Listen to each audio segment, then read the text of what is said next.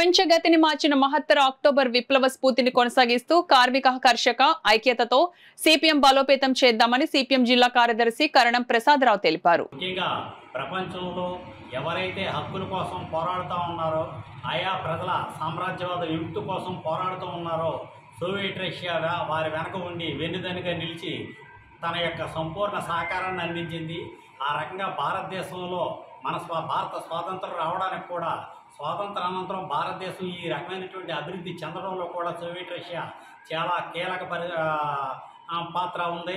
ముఖ్యంగా ఏదైతే భారీ పరిశ్రమలు ఈ దేశంలో ఏర్పాటు చేయడం జరిగిందో అవన్నీ కూడా సోవియట్ రష్యా సహకారంతో ఏర్పాటు చేయడం జరిగింది.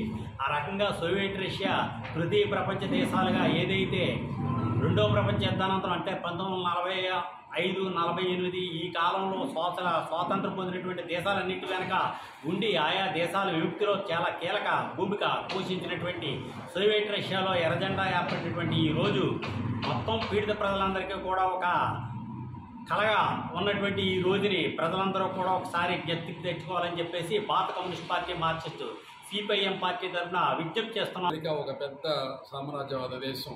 ఆ దేశంలో న్యూయార్క్ సిటీకి మేయర్గా ఎన్నికైంది ఒక సోషలిస్టు. ఇదే ఒక పెద్ద అంశం. రెండవది, భారతదేశంలో కేరళ రాష్ట్రంలో కమ్యూనిస్టు అధికారులు ఉన్నారు. ఎక్స్ట్రీమ్ పావర్టీ నుంచి రాష్ట్రం మొత్తాన్ని బయటికి తీసుకొని వచ్చారు. భారతదేశంలో ఇంక ఏ రాష్ట్రంలోనూ ఇది జరగలేదు. ప్రపంచంలోని ఇతర పెట్టుబడిదారీ దేశాల్లో కూడా ఎక్కడా కూడా ఎక్స్ట్రీమ్ పావర్టీ లైన్ నుంచి బయటికి రాలేదు. ఎక్కడో కాదు, అమెరికాలో కూడా రాలేదు. అమెరికా, జపాను, జర్మనీ, ఇంగ్లాండు లాంటి దేశాల్లో కూడా ఎక్స్ట్రీమ్ పావర్టీ లైన్ నుంచి బయటికి రాలేదు. ఆ పనిని ఒక కమ్యూనిస్టులు మాత్రమే కేరళలో చేయగలిగారు. ఇక ఇతర దేశాల పరిస్థితులను చూసుకున్నప్పుడు ఈ రోజున ఏంటంటే ఒకరు ప్రజలందరూ కూడా సోషలిస్టు మౌలిక సూత్రాలను అధ్యయనం చేయడం మొదలుపెట్టారు.